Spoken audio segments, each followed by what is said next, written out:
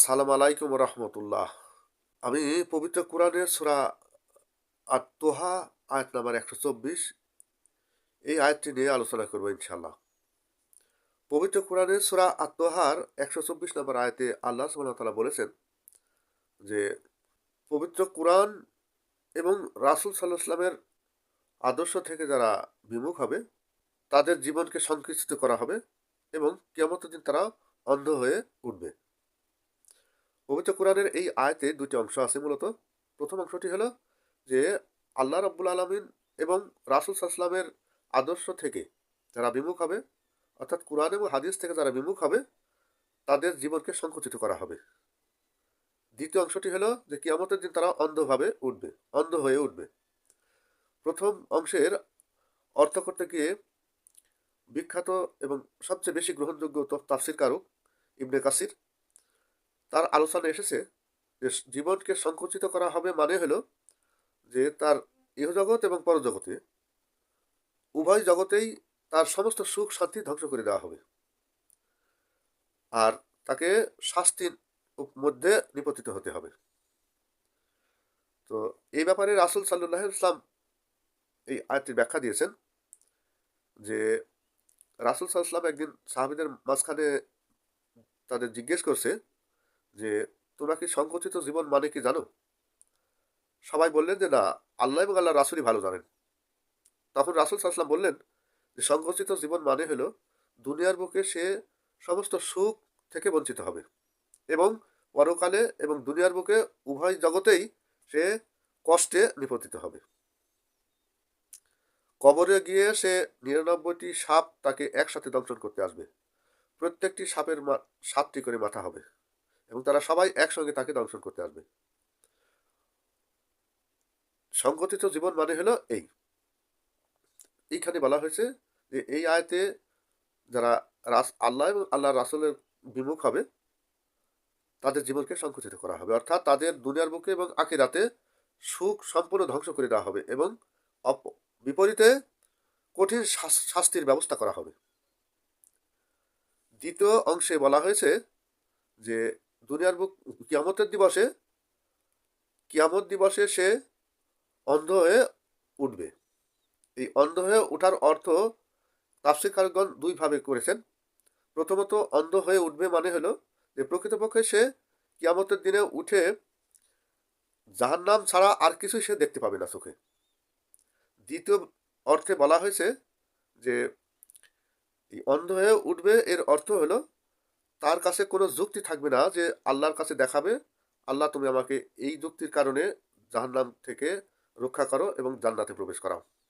এরকম কোনো যুক্তি তার কাছে থাকবে না। সে অন্ধ হয়ে যাবে, সে বধির হয়ে যাবে, সে সমস্ত আশা আকাঙ্ক্ষা, তার যুক্তি এবং বুদ্ধি কিছুই সে দেখাতে পারবে না, তার কাছে আর কিছুই থাকবে না। অর্থাৎ সে সমস্ত কিছু থেকে অন্ধ হয়ে যাবে, কিছুই সে দেখতে পাবে না। সুতরাং সম্মানিত দিনী ভাই বোনেরা, আমরা এই আয়াত থেকে এতটুকু শিক্ষা নিতে পারি যে আল্লাহ রাব্বুল আলামিন পবিত্র কোরআনে সূরা আত-তোহার ১২৪ নম্বর আয়াতে বলেছেন যে যারা কোরআন থেকে এবং নবী রাসূলের আদর্শ থেকে বিমুখ হলো তাদের জীবনকে সংকুচিত করা হবে এবং কিয়ামতের দিনে তারা অন্ধভাবে উঠবে। জীবনকে সংকুচিত করা মানে হলো তাদের দুনিয়ার বুকে এবং আখিরাতে সমস্ত সুখ তুলে নেওয়া হবে এবং দুনিয়ার বুকে তারা ধন সম্পদের লোভে নিজেকে নিয়োজিত করবে, ধন সম্পদের লোভ তাদেরকে বাড়াই দেওয়া হবে এবং আল্লাহর আখিরাতের দিনের কথা ভুলে দেওয়া হবে। তারা সমস্ত কথা, দিনের কথা, আল্লাহ এবং আল্লাহ রাসূলের কথা ভুলে গিয়ে সম্পদের পিছনে দৌড়াবে। আর আল্লাহ বলছেন যে তাদেরকে ওই জীবনই দেওয়া হবে, তাদেরকে লোভ বাড়াই দেওয়া হবে যাতে তারা তাদের সুখের জীবনকে সংকুচিত করতে পারে। অর্থাৎ তারা যখন লোভে নিপতিত হবে তখন তাদের সংসারের সুখ শান্তি সমস্ত ধ্বংস হয়ে যাবে আর পরকালে তারা অন্ধভাবে উঠবে। তারা জাহান্নাম ছাড়া আর কিছুই দেখতে পাবে না, অর্থাৎ তাদের কাছে কোনো পুঁজি থাকবে না। মানুষকে দুনিয়ার বুকে পুঁজি করে নিয়ে যেতে হবে যাতে করে সেই পুঁজি আল্লাহর কাছে দেখাতে পারে কিয়ামতের দিবসে যে আল্লাহ তুমি আমাকে সৃষ্টি করেছিলে, আমি এইটুকু করে এসেছি, তোমার হুকুম পালন করে এসেছি, আমার এইটুকুর বিনিময়ে আমাকে জান্নাত দিতে হবে, এইটুকুর বিনিময়ে আমাকে মেহেরবানি করে জান্নাত দাও।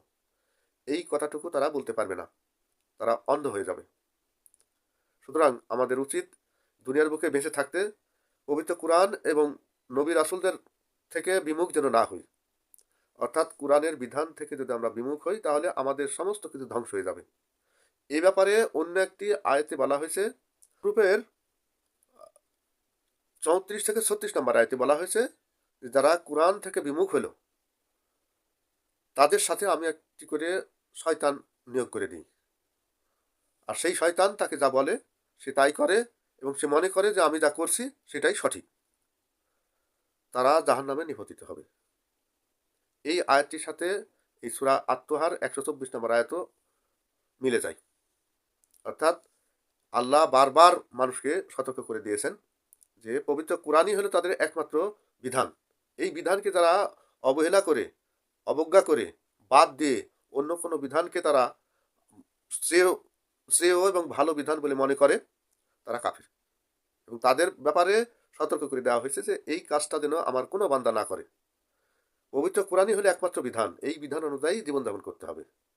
সেটা হোক ব্যক্তিগত জীবনে, সামাজিক জীবনে, রাষ্ট্রীয় জীবনে, সেটা হোক নিজের কাজকর্মে, খাওয়া দাওয়ার ব্যাপারে, চলাফেরার ব্যাপারে, কিংবা কাউকে সমর্থনের ব্যাপারে, কাউকে সাহায্য করার ব্যাপারে, ভোট দেওয়ার ব্যাপারে, যে কোনো ব্যাপারে পবিত্র কোরআনের বিধান অনুসরণ করতে হবে। এটাই হলো আল্লাহর বিধান। আমরা যেন পবিত্র কোরআন এবং আল্লাহ রাসূলের আদর্শ থেকে বিমুখ না হই। অন্য কোনো আদর্শ আল্লাহ রাসূলের আদর্শের চাইতে ভালো, অন্য কোনো বিধান আল্লাহর বিধানের চাইতে ভালো, এই কথাটা যেন আমরা মাথায় না আনি। এই কথাটি যে মাথায় নিয়ে আসবে সে সাথে সাথে কাফের হয়ে যাবে। আল্লাহ রাব্বুল আলামিন এই কথাটি এই দুইটা আয়াতের মধ্যে বলেছেন। আশা করি আমরা বুঝতে পেরেছি এবং আমরা যেন পবিত্র কোরআন এবং হাদিস থেকে বিমুখ না হই। সবাই সুস্থ থাকেন, ভালো থাকেন। আসসালামু আলাইকুম রহমতুল্লাহ।